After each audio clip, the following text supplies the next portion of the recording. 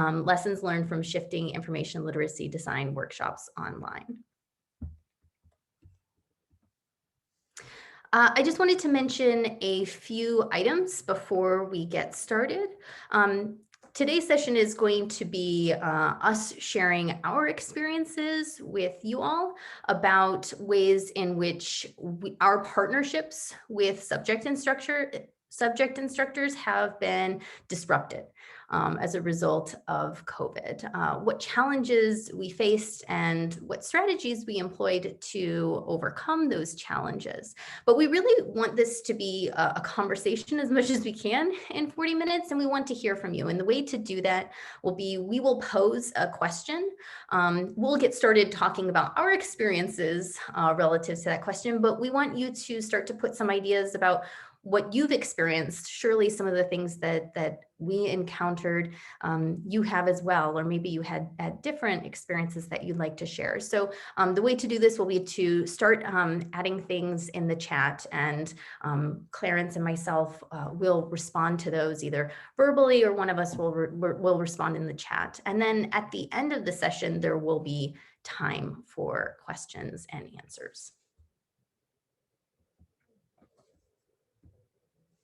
So I want to lead us to a first discussion question, which is about ways in which you have typically partnered with instructors before COVID happened, whether it's one-on-one consultations with instructors, you going and coming into classes and doing guest lectures. So what are some ways that you typically work with instructors that may have changed? But we just want to hear how that used to look pre-COVID. And at this point, I'm going to pass things over to Clarence to share a little bit of background on our project.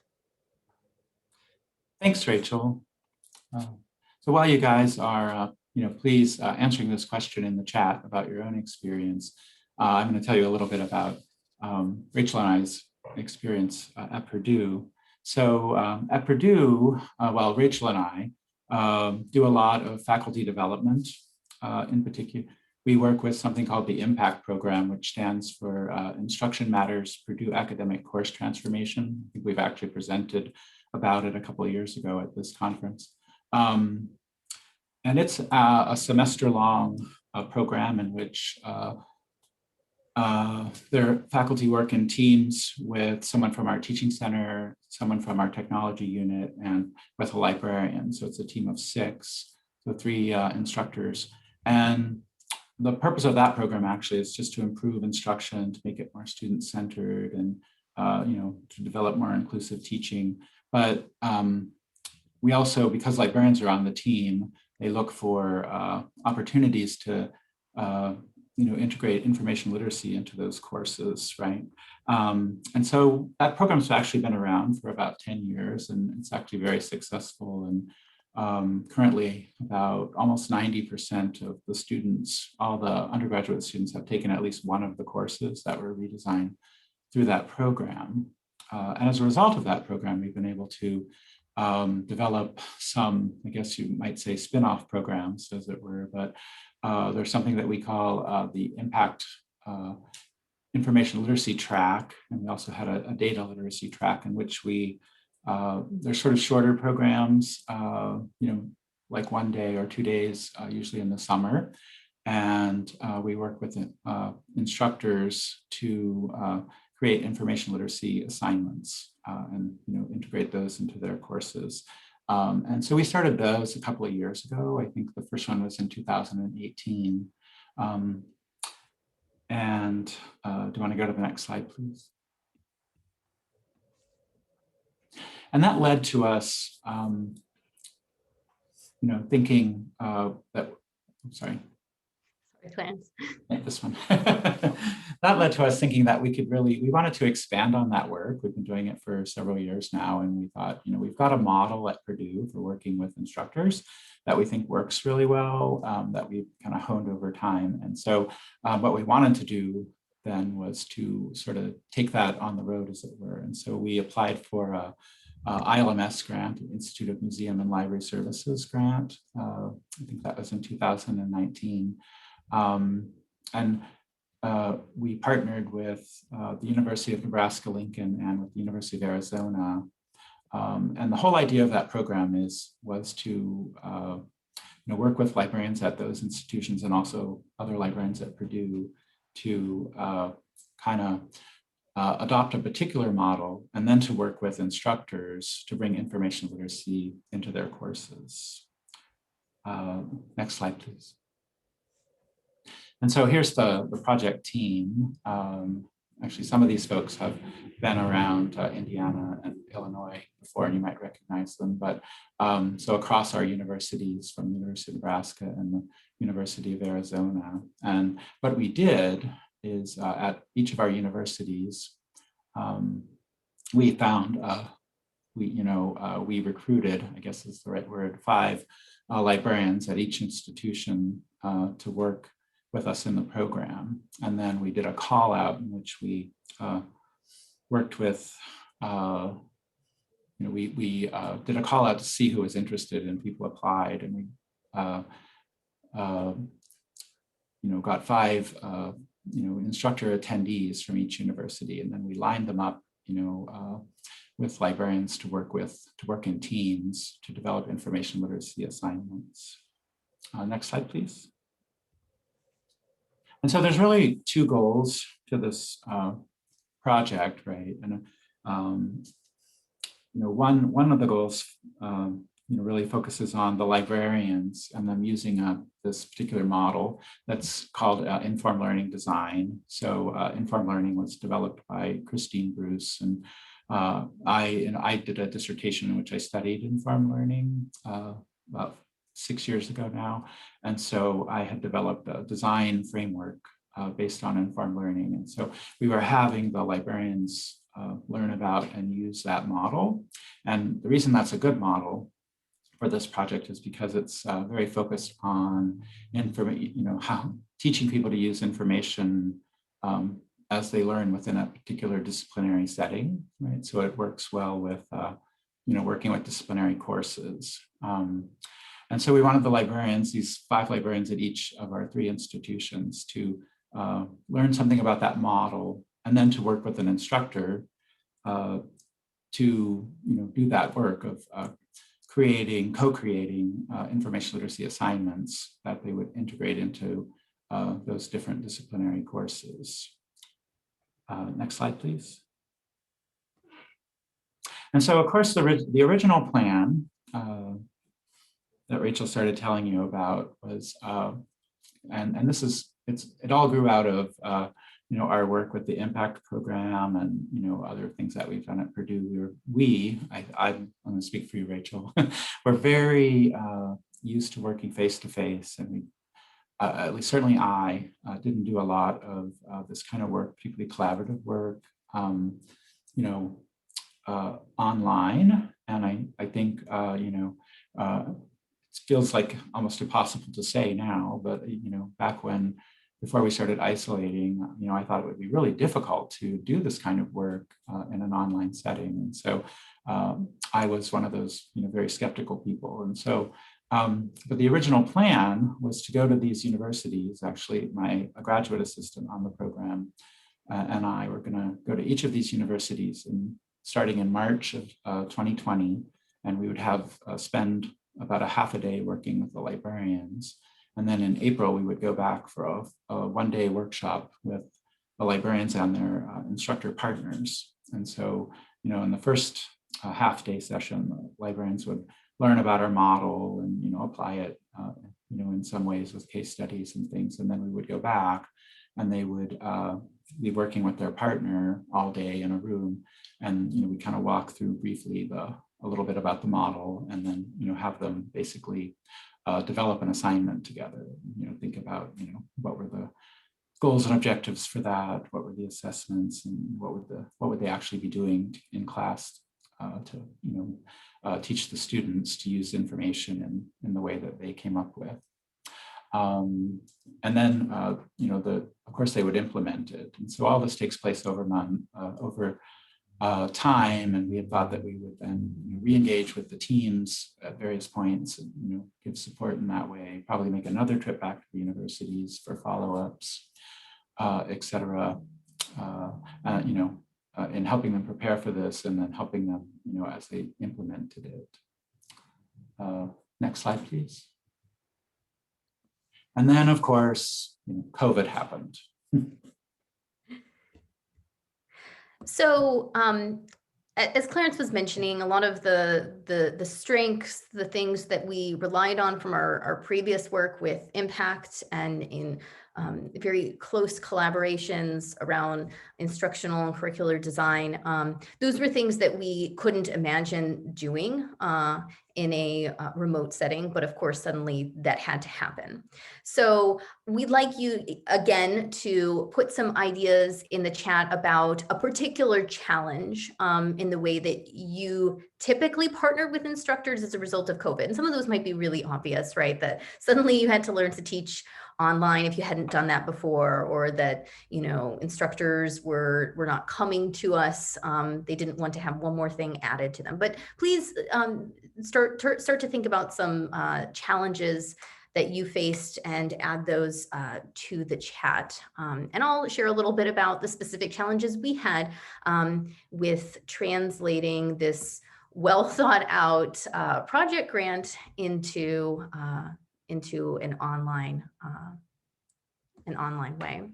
So our challenges, there were a lot of them that were both, logistical, some were conceptual, and some were just pedagogical. But I think our two primary challenges, which also overlap with one another, were about the tools that we would use in order to make this these series of workshops happen. And the second was about engagement.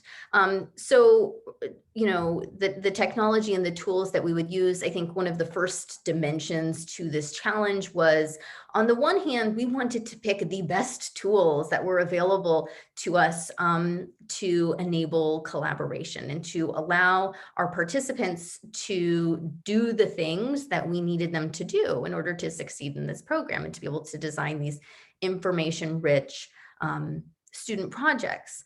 But, the opposite side of that was that we didn't want to have too many tools that were overwhelming and conflicting. So picking the best thing, the right thing, and not overwhelming people with having to, learn a new tool and have to bounce back and forth between tools was a challenge. And it was also one that we had not thought about too much, because often in our work, we were face to face and we didn't need to use too many tools in our work with instructors.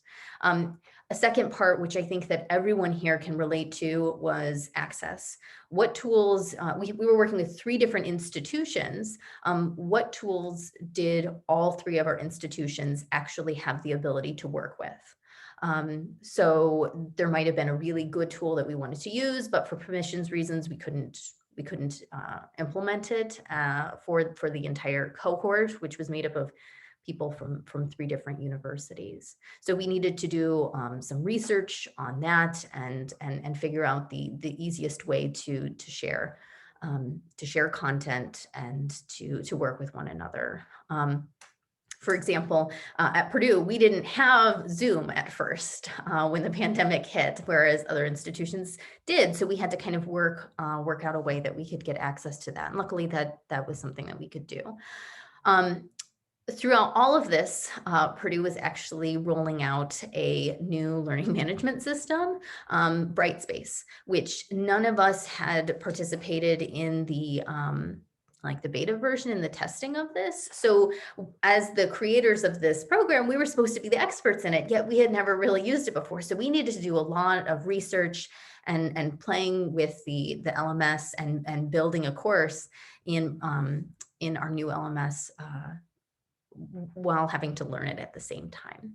So the second major challenge was around engagement, and how do we maintain the level of engagement that we were typically used to in partnering with instructors when we couldn't see their faces necessarily, when we didn't know that we had them there and concentrated for, a day-long workshop or 75 minutes, which we were typically used to working with them. So the challenge was shifting a very intensive, close workshop that would take place over a day across 4 weeks, where people have a million things going on.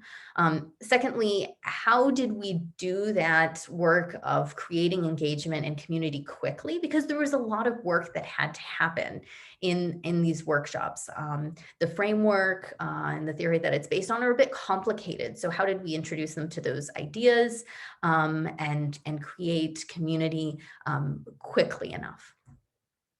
The third dimension with this was we had within our larger cohort of these group of instructors and librarians, we had different kind of organizations. So we had these teams between the librarians and the instructors. We had the different institutional groups, right? So Purdue, University of Arizona, and University of Nebraska-Lincoln, and then the cohort. So how did we foster community within those different organizational units? So these were some of the challenges that we had to think through.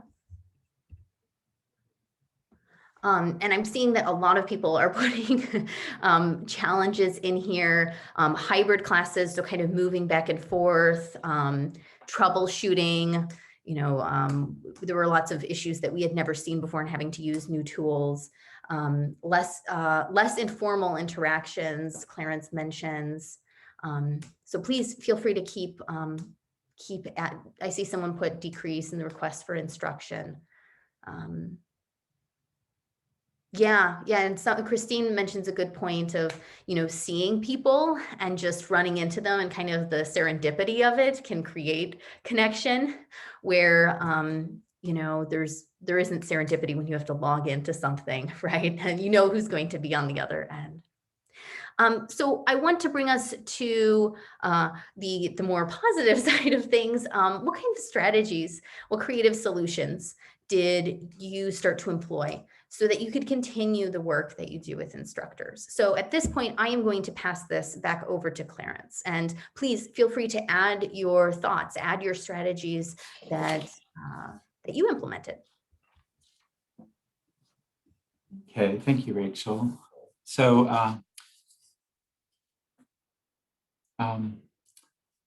yeah, as Rachel and I were really, I think I would say we were grappling, right? Because as I said, and Rachel said, we really were, had primarily been working in face-to-face. And as you guys are pointing out in the chat, there's lots of things that happen when we're kind of in that modality, right? Like we have these,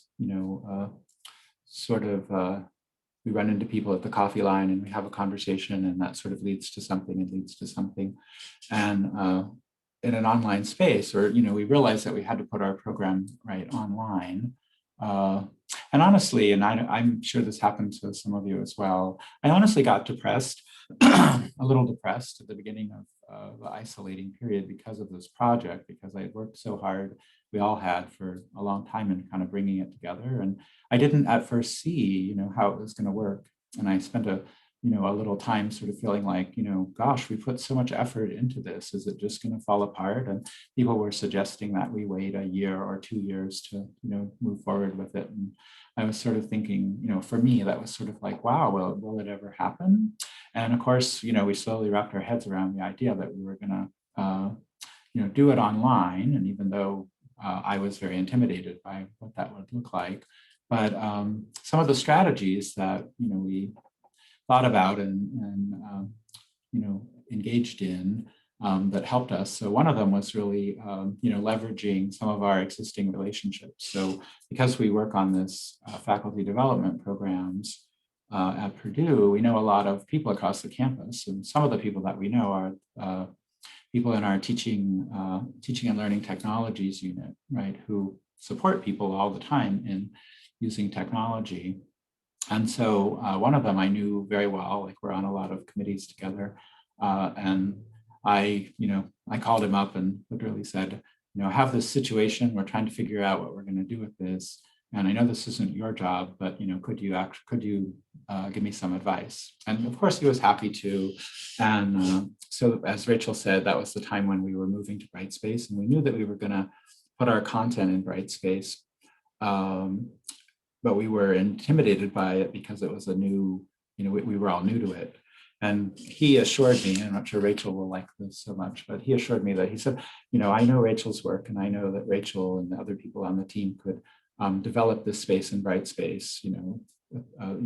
They won't take much for them to figure this out and put that there. So, for example, he said, if you're gonna, for the bang for your buck is that they offered the Teaching and Learning Technologies unit, that someone would review whatever you put together in Brightspace for accessibility and navigability.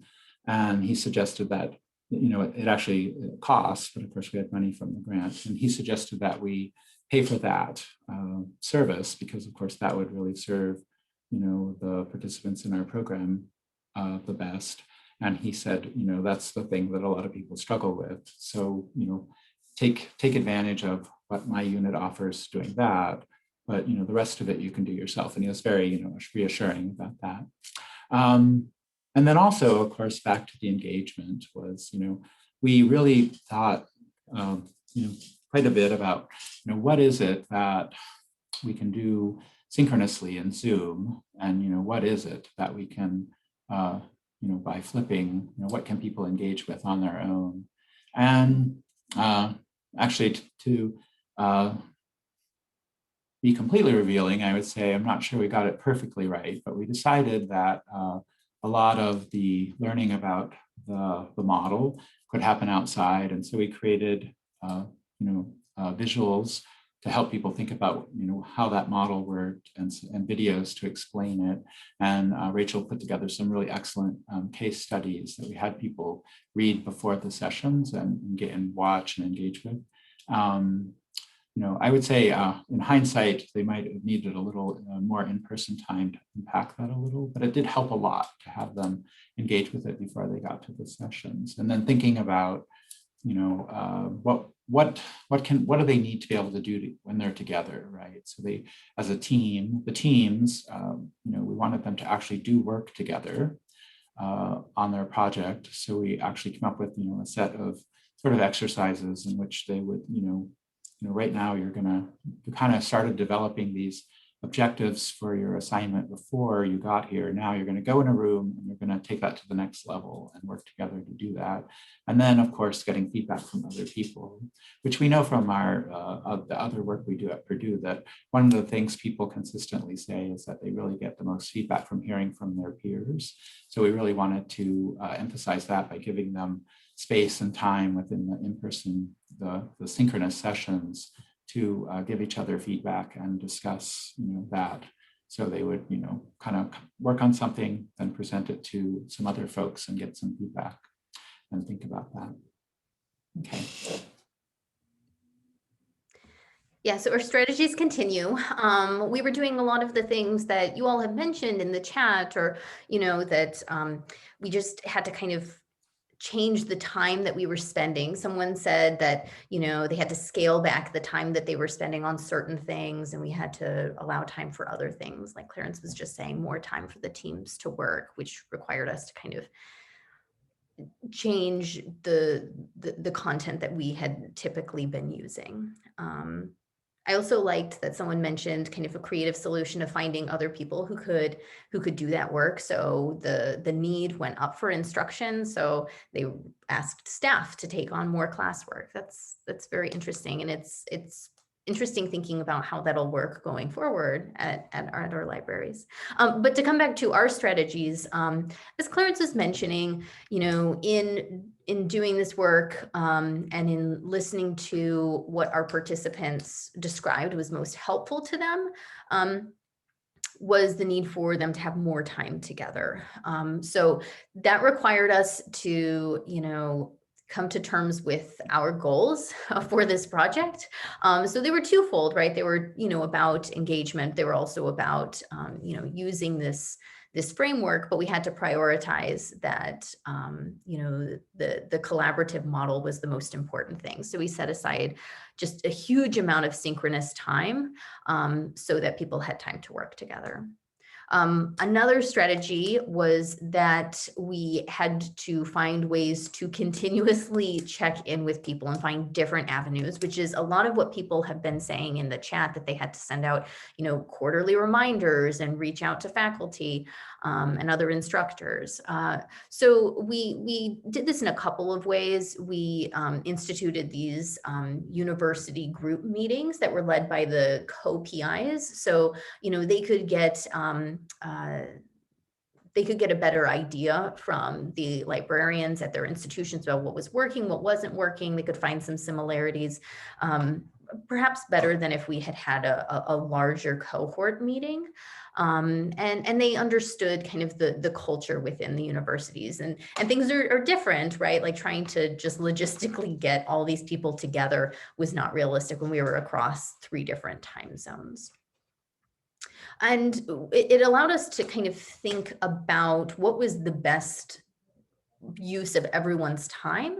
So what could we help out with best? What could the co-PIs help out with best? So we just found ways to connect the right people with the right group, to kind of make sure that we were checking in, we were receiving feedback. We could make sure that everyone was feeling good about their progress with the project. Clarence, do you have anything else you want to add about these items? No, I think I would, so, we could just sort of bring people up to the current moment, right? So in the project, so we've gone through all the, the workshop phases, and we shifted 1 semester. And so now the participants are off implementing this semester, spring, and in the fall in their courses. And then we are, remotely, of course, offering them support, but yeah. I'm just looking at some of the comments. Peter brings up this idea of scalability. So things can be really rewarding. You get a connection. You know that people are, your students are learning, or instructors, you have a connection with them, but the scalability, the effort can be a bit challenging. Marjorie mentions converting library instruction requests to a different name that includes a variety of options of help, which can be, useful in maintaining those connections and kind of broadening the ways in which you're connecting. Yeah. At this point, we want to turn over to any questions that you all have, or thoughts about this idea of, we were thrown a curveball with the pandemic. We all encountered some similar challenges, some that are very specific to our institutions and the ways in which our libraries interface with the rest of the university. But what strategies that you use? So we'd like time for any questions or comments about what you've done, thoughts about our project in particular.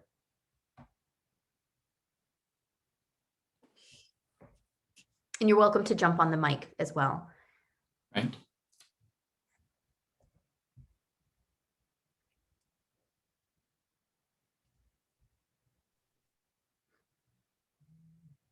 Thank you, Rachel and Clarence, for the presentation thus far. So we'll give people a sec to formulate some questions and thoughts in the chat box. But I guess I'm a little curious about how you communicated back to IMLS about your pivot and the changes. What was that like to quickly go, okay, we're gonna have to do this, but we also know we have to report out. Is there anything significant that you can share with us about just being part of Grant? Sure, absolutely. Let's see. So actually this was our first sort of larger grant. It was, a $250,000 grant approximately. And so very different for me, kind of working in that sort of space. But actually ILMS was fantastic. And I can't speak highly enough about.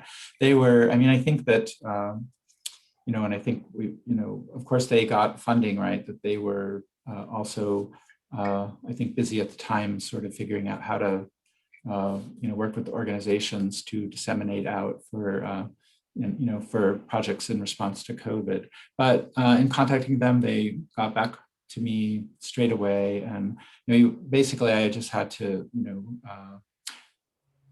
make sure that they were aware of the changes that we were making and how we were spending money, obviously differently. So all of that travel funding went for different technology needs and things like that. But I think they were incredibly understanding, and all they needed was, they just need notification. But I think they understood that everybody was in this peculiar boat, and they were being as flexible as they could be to sort of accommodate everyone. Clarence, we have a question about the librarians recruiting their faculty partners and receiving incentives or stipends. Yeah, that's a great question. Could have spoke about that. Well, so the recruitment of the faculty partners or instructor partners were, actually we did that on each campus. So we did like a call out through, through websites and through like our university newsletter at Purdue, and different things on the different campuses, just asking for participants. In essentially what to the faculty was a one-day workshop, right? And then, that we wanted some assessment data and things given back to them after they implemented their assignment. So we saw who applied, and then we worked with the librarians to kind of align, librarian interest with, the different sort of faculty projects, the kind of things that the faculty stated in their application that they wanted to do. And actually that wasn't very difficult. It turned out, maybe luckily, I'm not sure, but it turned out that it was not, that there was a fair amount of alignment in librarian interest and in what the instructors wanted to do in their courses. And so we were able to, but we did work with the librarians and say, would you be interested in working with this person, things like that.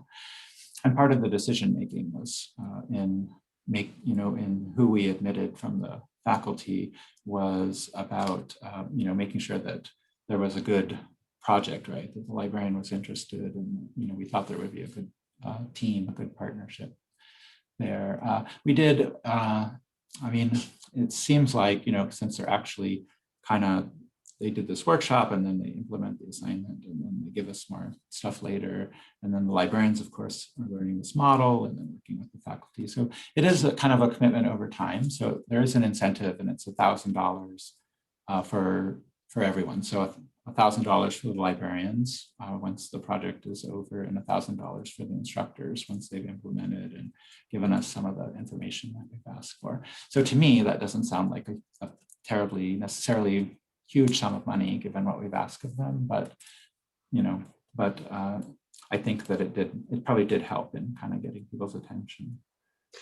And just to add, one of the, in line with the whole goal of this project, which was to foster collaboration, right, between the librarians and the instructors around the student project, there are opportunities in the second and third year of the project to present at conferences. So there is some funding that's available for people to apply, either individually or as a team, to present research on their project at conferences and workshops. So we're still in the process of receiving applications for that, but we hope that this is one of those ways in which the collaboration continues beyond just those workshops.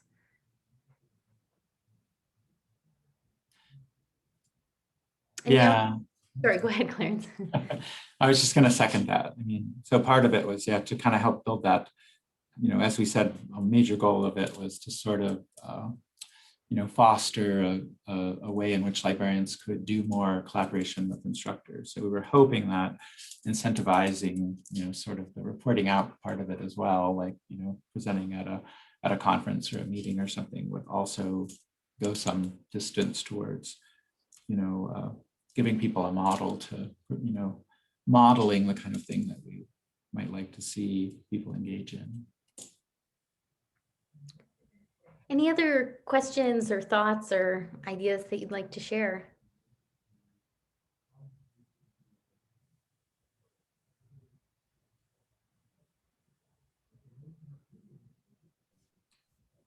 Yeah, we just have a few minutes left anyway. I think, Rachel, you had mentioned that the slides from today's presentation will be available at a later date. And we did record today's session, so that'll all be part of that and available on the Summit website at some point, and we'll let you know about that. But yeah, any other questions? And you're more than welcome to reach out to us afterwards also, if you just want to talk, if you're planning on doing something like this. Yeah, please feel free to reach out to us.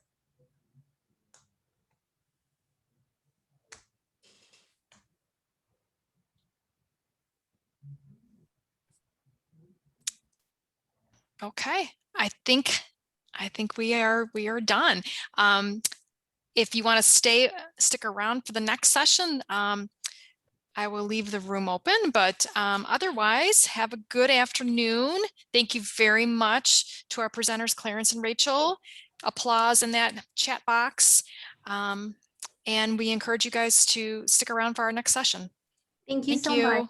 Yeah, thank you so much. It's been a real pleasure. And thank you, Christine, and the organizing group. You're welcome. Thank you for being a part of our online summit this year.